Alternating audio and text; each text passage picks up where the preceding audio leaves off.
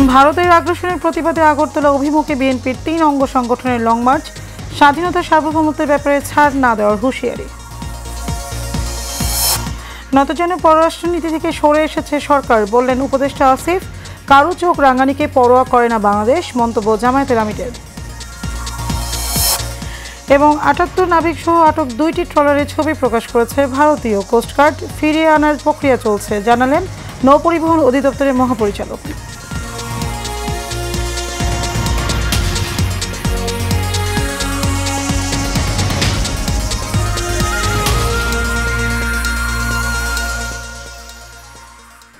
স্বাগত এশিয়ান নিউজে, আপনাদের সাথে আছে আমি মারিয়া মিকো। এতক্ষণ শুনছিলেন বিআরবি কেবল ইন্ডাস্ট্রিজ লিমিটেড সংবাদ শিরোনাম। চলে যাব পুরো সংবাদে।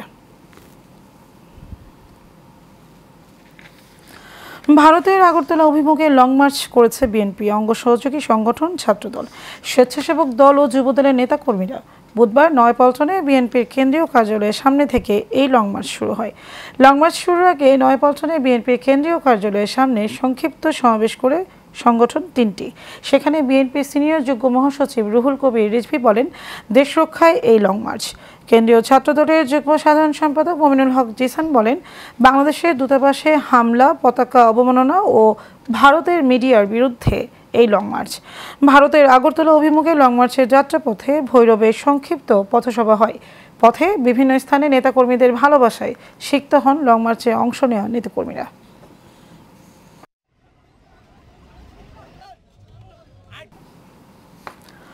বাংলাদেশের স্বাধীনতা সার্বভৌমত্বের ব্যাপারে কোনো ধরনের আপোষের সুযোগ নেই বলে মন্তব্য করেছেন বিএনপির স্থায়ী কমিটির সদস্য ডক্টর AZM জাহিদ হোসেন। বুধবার প্রেস ক্লাবের সামনে বাংলাদেশ বিরোধী ভারতের অপতৎপরতা ও আগ্রাসনের বিরুদ্ধে আয়োজিত এক অনুষ্ঠানে কথা বলেন তিনি। এ সময় ভিন্ন এক অনুষ্ঠানে বিএনপির যুগ্ম মহাসচিব সৈয়দ ইমরান সালে প্রিন্স বলেছেন, ৫ আগস্ট শেখ হাসিনার পতন, ভারতের আধিপত্য কমে যাওয়ায় এখন নানাভাবে ষড়যন্ত্র করছে দেশটি। মোশাররফ তালুকদারের ক্যামেরায় কাউসার আহমেদের রিপোর্টে বিস্তারিত।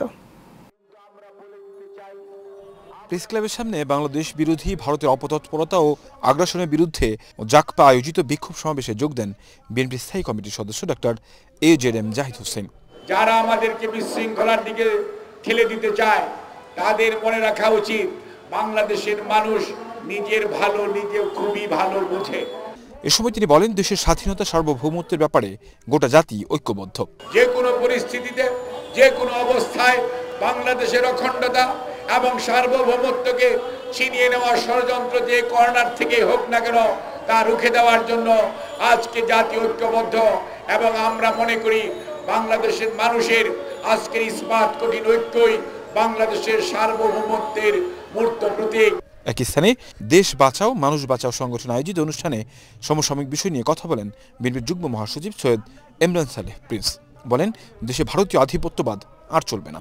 আমরা স্বাধীন দেশে শান্তিতে বসবাস করতে চাই, ভারতের সাথেও আমরা বন্ধুত্ব চাই, কিন্তু আমাদের সার্বভৌমত্ব বিকিয়ে দিয়ে নয়, সমমর্যাদার ভিত্তিতে বন্ধুত্বপূর্ণ আচরণের মধ্য দিয়ে অমীমাংসিত সমস্যার সমাধান করে এই বন্ধুত্ব ভারতকে টিকিয়ে রাখতে হবে।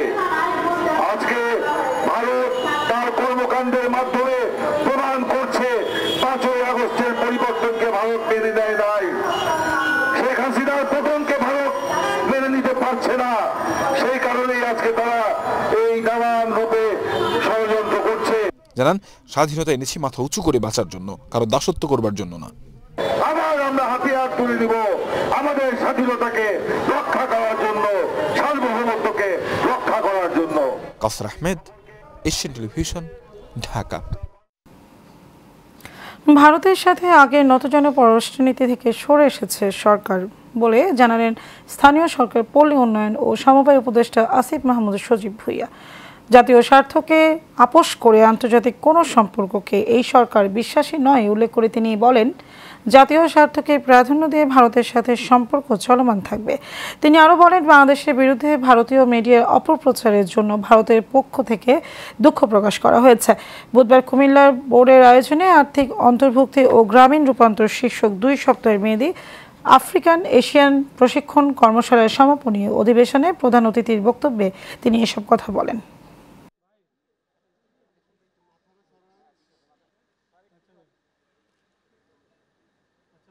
ভারতের পররাষ্ট্র সচিব বাংলাদেশে এসেছে, আমাদের মাননীয় প্রধান উপদেষ্টা সহকারে আরও কনসার্ন যারা আছেন তাদের সাথে বৈঠক হয়েছে এবং সেখানে ভারতের পক্ষ থেকে রাষ্ট্রীয়ভাবে আমাদের সাথে সম্পর্ক উন্নয়নের জন্য তারা জোর দিয়েছেন এবং আমাদের দিক থেকে বিশেষ করে গণহত্যাকারী শেখ হাসিনাকে ফেরত দেয়া এবং তিনি যেন সেখানে বসে যে বিভিন্ন বিদ্বেষমূলক বক্তব্য প্রচার করছেন সেটা বন্ধ করা যায়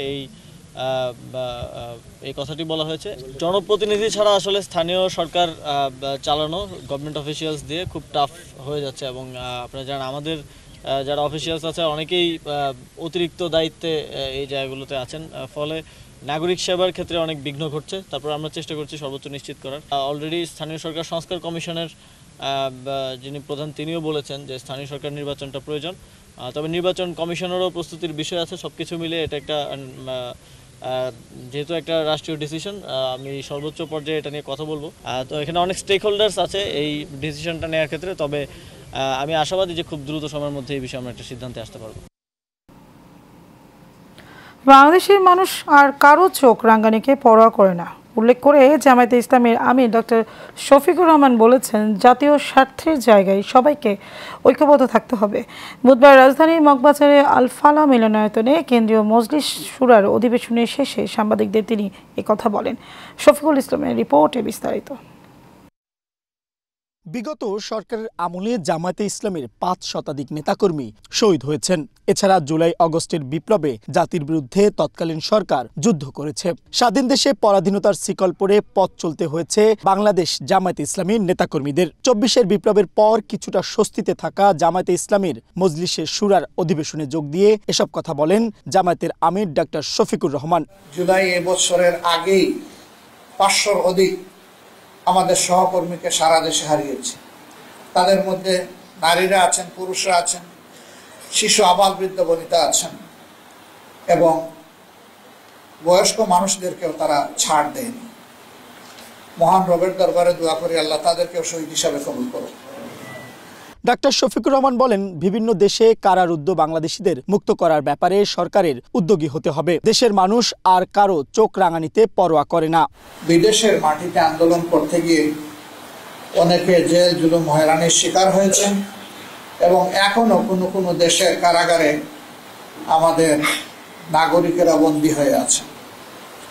আমরা সরকারকে অনুরোধ করব, দ্রুততম সময়ের ভিতরে আমাদের মিশনগুলোকে কার্যকর করে এবং সরাসরি ঢাকা থেকে সংশ্লিষ্ট দেশের সরকারের সাথে যোগাযোগ করে তাদের মুক্তির ব্যবস্থা করা, তাদেরকে তাদের কাজে পুনর্বাসন করা এবং দেশে ফিরিয়ে আনতে হলে সম্মানের সাথে ফিরিয়ে আনার দায়িত্ব যেন সরকার পালন করে। তিনি আরো বলেন, দেশে ন্যায় বিচার প্রতিষ্ঠা করতে হলে সুষ্ঠু নির্বাচনের মাধ্যমে সরকার গঠন প্রয়োজন। প্রাপ্তবয়স্ক সবার ভোটাধিকার নিশ্চিত এবং সংসদীয় আসনের পুনর্বিন্যাসের মাধ্যমে নির্বাচন দেওয়ারও দাবি জানান ডাক্তার শফিকুর রহমান। অসংখ্য যুবক যুবতীর বয়স হয়েছে ভোট দেওয়ার, কিন্তু তারা ভোটার হওয়ার আগ্রহী তারা অন্তরে ধারণ করত না। যে যুব সমাজের মাধ্যমে এই পরিবর্তন এসেছে, তাদের প্রতিটা ব্যক্তিকে এবার ভোটার তালিকায় অন্তর্ভুক্ত করতে হবে এবং তার জন্য প্রয়োজন হচ্ছে বাড়ি বাড়ি গিয়ে এই ভোটার তালিকা হালনাগাদ করা। এর জন্য যৌক্তিক যে সময় লাগবে সেটা অবশ্যই সরকারকে আমরা দেওয়ার পক্ষে। আমরা বিলম্বিত বা দীর্ঘায়িত সময় নয়, যৌক্তিক সময়টাই দিতে চাই। Mohammad Shafiqul Islam, Asian television, Dhaka. প্রধান উপদেষ্টা ডক্টর মোহাম্মদ ইউনূস বলেছেন, শিক্ষা, প্রযুক্তি, অর্থনৈতিকভাবে পার্বত্য অঞ্চলকে এগিয়ে নিয়ে যেতে হবে। বুধবার পার্বত্য জেলা পরিষদের চেয়ারম্যান ও সদস্যবৃন্দের জন্য আয়োজিত পার্বত্য জেলা পরিষদ ব্যবস্থাপনা শীর্ষক প্রশিক্ষণ কর্মসূচিতে ভার্চুয়ালি যোগ দিয়ে তিনি একথা বলেন।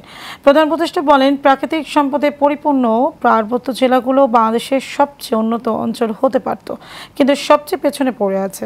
পার্বত্য এলাকাগুলো দুর্গম, সেজন্য যোগাযোগ করা কঠিন হয়, আর এ কারণেই সেখানে প্রযুক্তির প্রসার দরকার।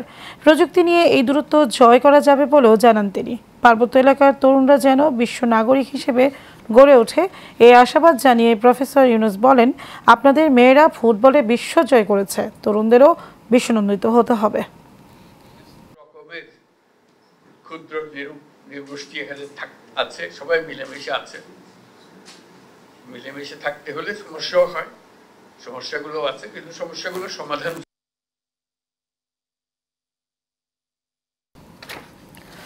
আটক বাংলাদেশি ৭৮ নাবিক সহ ২টি ট্রলারের ছবি প্রকাশ করেছে ভারতীয় কোস্টগার্ড। মঙ্গলবার রাতে সংস্থাটির অফিসিয়াল ফেসবুক পেজ ও এক্স হ্যান্ডেলে এ সংক্রান্ত মোট ৩টি ছবি প্রকাশ করা হয়। সামাজিক যোগাযোগ মাধ্যমে ফেসবুক ইন্ডিয়ান কোস্টগার্ড পেজের এক পোস্টে উল্লেখ করা হয়, ভারতীয় সমুদ্রসীমায় মৎস্য আহরণের অভিযোগে এক অভিযানে ট্রলার ২টি সহ ৭৮ নাবিককে আটক করা হয়েছে। নাবিক সহ ট্রলার ২টি প্যারাদ্বীপের কাছে নেওয়া হয়েছে। ভারতীয় কোস্টগার্ড হাতে আটক এই ২টি নৌযান হল এফবি লাইলা ও ২ এফবি মেঘনা ৫। এফবি লাইলা ২ ট্রলারটি SR শিপ ফিশিং নামের প্রতিষ্ঠানের অপরদিকে এফবি মেঘনা ৫ নামের ট্রলারটি C&F এগ্রো লিমিটেডের মালিকানাধীন। নৌপরিবহন অধিদপ্তরের মহাপরিচালক কমোডর মোহাম্মদ মাকসুদ আলম বলেন, ঘটনার পর বাংলাদেশের কোস্টগার্ড সহ সরকারি সংস্থাগুলোর ভারতের কর্তৃপক্ষের সঙ্গে যোগাযোগ করছে। ট্রলার ২টি উদ্ধারের পদক্ষেপ নেওয়া হচ্ছে, নাবিকরা ভালো আছেন। অন্তর্বর্তীকালীন সরকারের সবচেয়ে বড় সংস্কার হবে সুষ্ঠু নির্বাচন দেওয়া। বর্তমান সরকার যদি সুষ্ঠু নির্বাচন দিতে পারে তবে তা ইতিহাসের পাতায় স্বর্ণাক্ষরে লেখা থাকবে বলেও মন্তব্য করেছেন বিএনপির ভাইস চেয়ারম্যান কাজী শাহ মোফাজ্জল হোসেন কায়কোবাদ। বুধবার কুমিল্লা মুরাদনগর উপজেলায় কর্মরত প্রিন্ট ও ইলেকট্রনিক মিডিয়ার সাংবাদিকদের সঙ্গে ভার্চুয়ালে যুক্ত হয়ে এসব কথা বলেন তিনি। বিস্তারিত মণ্ডল এনামের রিপোর্টে। দেশের চলমান পরিস্থিতি নিয়ে কুমিল্লার মুরাদনগরে উপজেলায় কর্মরত সাংবাদিকদের সঙ্গে ভার্চুয়ালে যুক্ত হয়ে বিএনপির ভাইস চেয়ারম্যান কাজী শাহ মোফাজ্জল হোসেন কায়কোবাদ এই আলোচনা সভায় যোগ দেন।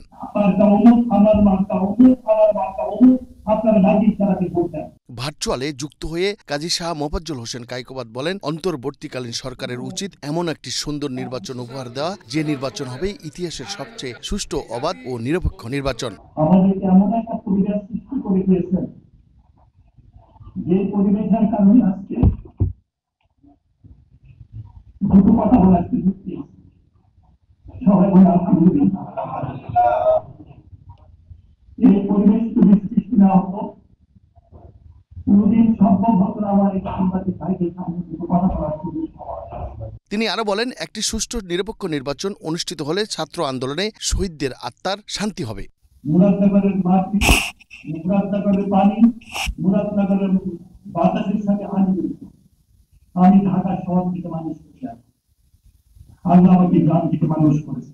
স্বৈরাচার সরকারের সময় গণমাধ্যমের স্বাধীনতা ছিল না। দেশের মানুষ যদি রাষ্ট্র পরিচালনার দায়িত্ব বিএনপিকে দেয়, তাহলে নিরপেক্ষ সংবাদ প্রচার করতে গিয়ে সরকারের রোশানলে পড়তে হবে না বলেও জানান বিএনপির এই নেতা। আপনাদের কি সাহস ছিল সত্য কথাটা লেখা? আপনারা কি পারছেন সত্য কথা লিখতে? সত্য কথা লিখতে গেলে আপনাদের তো মামলা ভাষা জানি না মুরাদনগরে সাংবাদিকদের মতো হয়েছে কিনা। বাংলাদেশের কোথায় কোথাও সাহসী সাংবাদিকরা যখন সত্য কথাটাকে প্রকাশ করত, তাদের জীবনও দিতে হয়েছে। Sagar Runi, Mondal Enam, Asian television, Dhaka. নতুন বাংলাদেশ গড়তে দুর্নীতির হার কমাতে হবে বলে মন্তব্য করেছেন দুর্নীতি দমন কমিশনের নবনিযুক্ত চেয়ারম্যান ডক্টর মোহাম্মদ আব্দুল মোমেন। দুর্নীতি থাকলে আবারও সমাজে বৈষম্য বাড়বে বলেও জানান তিনি। বুধবার নিজ দপ্তরে যোগদান শেষে সাংবাদিকদের বিভিন্ন প্রশ্নের জবাবে আগামী 7 দিনের মধ্যে নিজের সম্পদের হিসাব প্রকাশ করবেন বলেও জানান দুদক চেয়ারম্যান। বিস্তারিত শফিউদ্দিন আহমেদের রিপোর্টে ক্যামেরায় ছিলেন শাহিন আলম। গত 29 আগস্ট পদত্যাগ করে মঈনুদ্দিন কমিশন। এরপর প্রায় 1.5 মাস চেয়ারম্যান এবং কমিশনার শূন্য ছিল দুর্নীতি দমন কমিশন। ছকে বাঁধা কিছু কাজ ছাড়া কার্যত স্থবির হয়ে পড়েছিল সংস্থাটি। কমিশন নিয়োগের লক্ষ্যে গঠিত সার্চ কমিটির সুপারিশ অনুযায়ী গতকাল স্বরাষ্ট্র মন্ত্রণালয়ের জননিরাপত্তা বিভাগের জ্যেষ্ঠ সচিব মোহাম্মদ আব্দুল মোমেনকে চেয়ারম্যান এবং মিয়া মোহাম্মদ আলী আকবর আজিজি ও অবসরপ্রাপ্ত ব্রিগেডিয়ার জেনারেল হাফিজ আহসান ফরিদকে কমিশনার হিসাবে নিয়োগের প্রজ্ঞাপন জারি করে মন্ত্রিপরিষদ বিভাগ। নিজ দপ্তরে যোগদান এবং দায়িত্ব গ্রহণ শেষে সাংবাদিকদের সাথে আলাপকালে বৈষম্য বিরোধী নতুন বাংলাদেশ গড়তে দুর্নীতির মাত্রা কমিয়ে আনার অঙ্গীকার ব্যক্ত করেন আব্দুল মোমেন। যে আন্দোলন থেকে এই নব বাংলাদেশের সৃষ্টি, সেটি ছিল বৈষম্য বিরোধী আন্দোলন। বৈষম্যের সূচনা মূলত দুর্নীতিতে। যদি আমরা দুর্নীতিগ্রস্ত না হতাম, বৈষম্য সৃষ্টি অনেক কম হতো। সুতরাং আমরা যদি এই দুর্নীতিকে কার্ভ করতে পারি, আমরা যদি কমিয়ে নিয়ে আসতে পারি, তাহলে বৈষম্য ক্রমাগত কমতে থাকবে। এ সময় আগামী 7 দিনের মধ্যে নিজের সম্পদের হিসাব প্রকাশ করার ঘোষণা দেন তিনি। আমি একেবারে স্পষ্টভাবে বলি, আগামী 7 দিনের মধ্যে নতুন যে কমিশন, এই কমিশনের হিসাব আপনারা পেয়ে যাবেন। আমরা আগামী 7 দিনের মধ্যে আমাদের স্থাবর অস্থাবর যা আছে আপনারা পেয়ে যাবেন। সদ্য নিয়োগ পাওয়া দুদক কমিশনার জন আকাঙ্ক্ষা বাস্তবায়নে দুর্নীতির বিরুদ্ধে লড়ার প্রত্যয় জানান। দুর্নীতি দমন কমিশন এর নামেই রয়েছে, এর কাজ কি? আমাদের কাজ দুর্নীতি দমন করা, ছোট থেকে শুরু করে বৃহৎ আকার পর্যন্ত যে কোনো দুর্নীতি, যেটা সুনীতি নয় সেটাই দুর্নীতি। দায়ী ব্যক্তিদেরকে চিহ্নিত করা দুর্নীতি দমন কমিশনের কাজ। অনুসন্ধান এবং তদন্তের দীর্ঘসূত্রিতা দূর হওয়ার পাশাপাশি কোনো রাজনৈতিক দলের হয়ে কাজ করবে না দুদক, এমন আশ্বাস দিয়েছে নতুন এই কমিশন। অন্য কোনো মতাদর্শে প্রভাবিত হয়ে আমরা কাজ না করি, সেটি আমরা লক্ষ্য রাখব। শাফিউদ্দিন আহমদ, এশিয়ান টেলিভিশন, ঢাকা।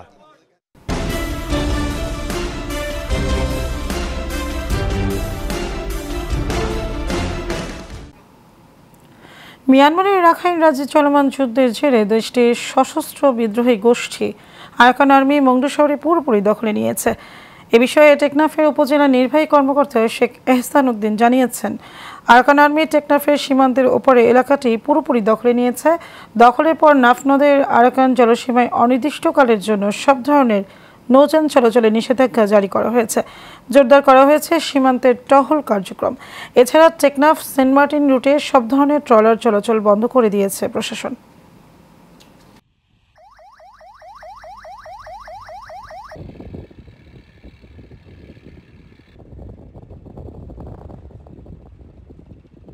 গত কয়েক মাস ধরেই আরাকান আর্মির সাথে মায়ানমার জান্তা সরকারের এখানে আমাদের যে টেকনাফ সীমান্তবর্তী অঞ্চল, সেই অঞ্চলগুলোতে সংঘর্ষ হচ্ছে এবং ইতিমধ্যে আমরা জানতে পেরেছি সেখানে আরাকান আর্মি ইতিমধ্যে তাদের পুরো মায়ানমার বর্ডার, আমাদের যে টেকনাফ সীমান্তবর্তী মায়ানমার বর্ডার পুরোটা জায়গার নিয়ন্ত্রণ তারা নিয়েছে এবং এই পর্যায়ে আমাদের এখানে যেন কোনো অনুপ্রবেশকারী যেন ঢুকতে না পারে, এই জন্য বিজিবি এবং কোস্টগার্ড সতর্ক অবস্থানে রয়েছে।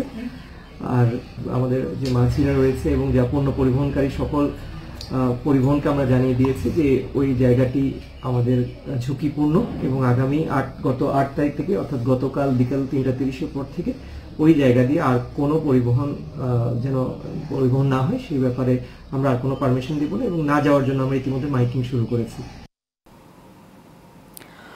উত্তরের জেলা গাইবান্ধায় গেল 2 দিন থেকে সূর্যের দেখা মেলেনি।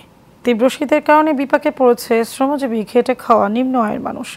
এখনও বিতরণ করা হয়নি সরকারি কিংবা বেসরকারিভাবে কোনো শীতবস্ত্র। গাইবান্ধা থেকে সুমন মণ্ডলের প্রতিবেদনে বিস্তারিত দেখেন শফিকুল ইসলাম। ঘন কুয়াশা ও হিমেল হাওয়ায় বিপাকে গাইবান্ধার জনজীবন। দিনে দেখা মিলছে না সূর্যের, এতে সবচেয়ে বিপাকে পড়েছেন বয়স্ক ও শিশুরা। সন্ধ্যা থেকে সকাল পর্যন্ত কনকনে শীতে কাবু গ্রামীণ জনপদের মানুষ। আমরা যারা বয়স্ক মানুষ তার জন্য খুবই কষ্ট, তারা আমরা বের হতে পারছি না ঘর থেকে। আমরা রোদেও বাড়ায় না, কুয়াশা বৃষ্টির মতো কুয়াশা পড়তেছে, তাদের মধ্যেও একটু কাজ করা না যে টুকটাক করিয়ে যে। এদিকে ঘন কুয়াশায় দুর্ঘটনা এড়াতে দিনের বেলাতেও যানবাহনগুলোকে হেডলাইট জ্বালিয়ে চলতে হচ্ছে সড়কে। হাসপাতালগুলোতেও বাড়ছে শিশু ও বয়স্ক রোগীর সংখ্যা। শীতবস্ত্র না থাকায় অনেকেই শীত নিবারণ করছে খড়কুটো জ্বালিয়ে। ঠান্ডা ময় তো কোন দিকে যাওয়ার পাচ্ছি না, কাজকর্ম করে পাচ্ছি না, বাচ্চা কোচ্চা সব ঘরের ভিতরে। প্রায় 10টা বেজে যাচ্ছে, কিন্তু আমার পিছনে আপনি লক্ষ্য করলেই দেখতে পাবেন যে ঘন কুয়াশা একদম রাতের মতো অন্ধকার। ডিসেম্বর মাস জুড়ে গাইবান্ধায় ঠান্ডার প্রকোপ থাকার পাশাপাশি 2-3টি শৈত্যপ্রবাহ বয়ে যেতে পারে বলে জানিয়েছে আবহাওয়া office. Mohammad Shafiqul Islam, Asian television.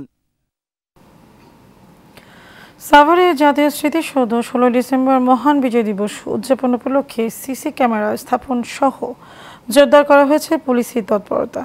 বীর শহীদদের স্মরণে শ্রদ্ধা জানাতে জাতীয় স্মৃতিসৌধ শেষে মুহূর্তের প্রস্তুতি সম্পন্ন হয়েছে। ইতিমধ্যে স্মৃতিসৌধ রং তুলির আঁচড়ে ফুটিয়ে তোলা হয়েছে সৌন্দর্য।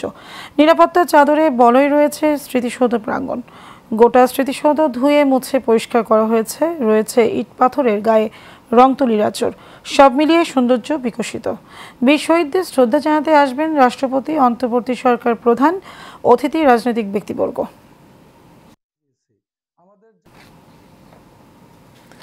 বৈষম্যবিরোধী ছাত্র আন্দোলনে নিহত রাসেল মিয়ার পরিবারকে জমি সহ ঘর করে দেওয়ার উদ্যোগে নিয়েছে নেত্রকোনা জেলা প্রশাসন। 12হাজার শাসনুরা মৌজায় 10 শতক সরকারি জমিতে একটি আধাপাকা ঘর করে দেওয়া হচ্ছে। এ উপলক্ষে তার মা কুলসুমা আক্তারের হাতে জমির দলিল হস্তান্তর করা হয়। এতে উপস্থিত ছিলেন বিভাগীয় কমিশনার মোহাম্মদ মোক্তার হোসেন, জেলা প্রশাসক বনানী বিশ্বাস, পুলিশ সুপার মির্জা সায়েম মাহমুদ, অতিরিক্ত জেলা প্রশাসক রাফিকুজ্জামান সহ অনেকে। গাজীপুরের মাওনায় বৈষম্যবিরোধী আন্দোলনে নিহত হয় রাসেল মিয়া।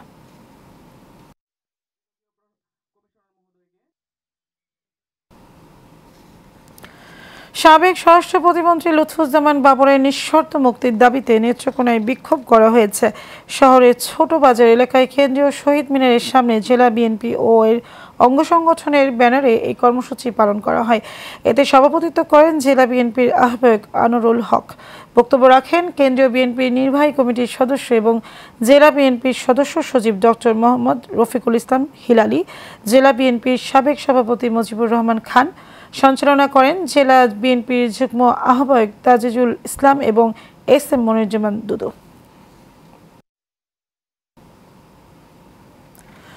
বগুড়ায় বর্ণাঢ্য আয়োজনে পালিত হল জাতীয়তাবাদী কৃষক দলের 44তম প্রতিষ্ঠাবার্ষিকী।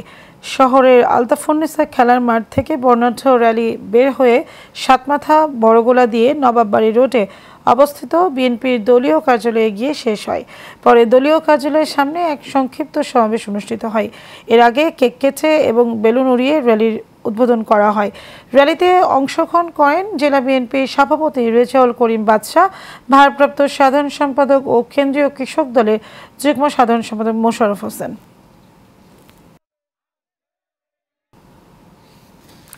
বৈষম্যবিরোধী ছাত্র আন্দোলনের কেন্দ্রীয় সমন্বয়কদের গাড়িতে হামলা ও ছিনতাই ঘটনায় 3 ছিনতাইকারী গ্রেফতার সহ 148টি চোরাই মোবাইল উদ্ধার করেছে সোনারগাঁ থানা পুলিশ। মঙ্গলবার রাতে সোনারগাঁ উপজেলার কাঁচপুর এলাকায় অভিযান চালিয়ে চোরাই মোবাইল সহ তাদের গ্রেফতার করা হয়।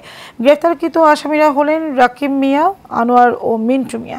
সোনারগাঁ থানায় ভারপ্রাপ্ত কর্মকর্তা ওসি এম.এ. বাড়ি জানান, গত রোববার দিবাগত রাতে সোনারগাঁয়ে মেঘনা টোলপ্লাজায় এলাকায় কেন্দ্রীয় সমন্বয়কদের গাড়িতে হামলা ও মোবাইল ছিনতাই হয়। সেই ঘটনায় তাৎক্ষণিক অভিযান পরিচালনা করে ছিনতাইকারী সহ মোবাইল উদ্ধার করা হয়েছে। আইনানুগ কার্যক্রম শেষে আসামিদের আদালতে প্রেরণ করা হয়েছে।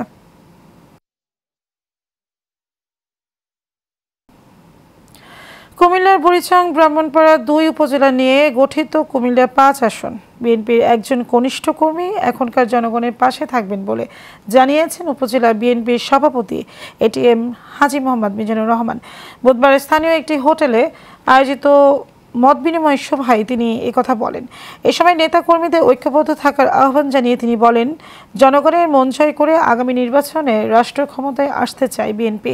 এ লক্ষ্যে সবাই কাজ করার নির্দেশনা দেন তিনি।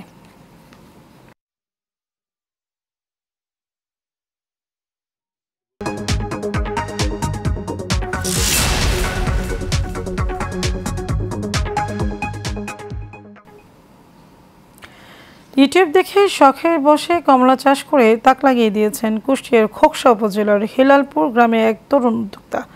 মিষ্টি জাতের কমলা চাষ করে ভাগ্য ফেরানোর স্বপ্ন দেখছেন তিনি।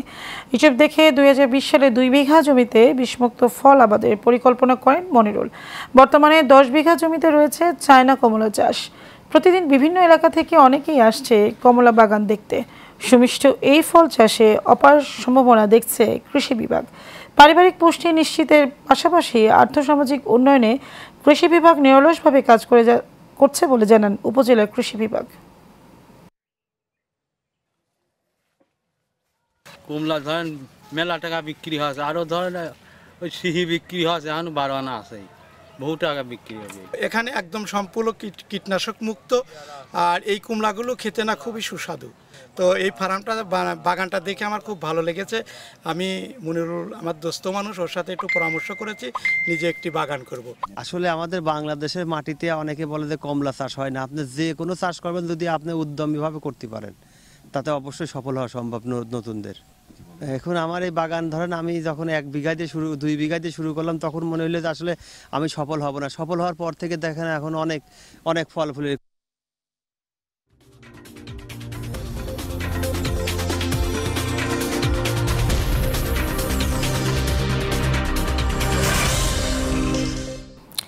জানাবো খেলার খবর। দ্বিতীয় ওয়ানডেতে বাংলাদেশকে 7 উইকেটে হারিয়ে 10 বছর পর সিরিজ জিতল ওয়েস্ট ইন্ডিজ। টস হেরে ব্যাট করতে নেমে টপ ও মিডল অর্ডারদের ব্যাটিং ব্যর্থতায় 227 রানে অল আউট হয় বাংলাদেশ। দলের হয়ে সর্বোচ্চ 62 রান করেন মাহমুদুল্লাহ রিয়াদ। এছাড়া তানজিদ তামিম 46 ও তানজিম সাকিব করেন 45 রান। জবাব দিতে নেমে 3 উইকেটে হারিয়ে সহজেই জয়ের বন্দরে পৌঁছে যায় ওয়েস্ট ইন্ডিজ। স্বাগতিকদের পক্ষে সর্বোচ্চ 82 রান করেন ব্রেন্ডন কিং। এতে 2024 সালের পর ওয়েস্ট ইন্ডিজের বিপক্ষে সিরিজ হারল Bangladesh. Very good from Jayden Seals. He has his man. He doesn't need a shifting of the offside field. Brilliant. শেষ করব এশিয়ান নিউজ। তার আগে বিআরবি কেবল ইন্ডাস্ট্রিজ লিমিটেড সংবাদ শিরোনাম জানাবো আরও একবার।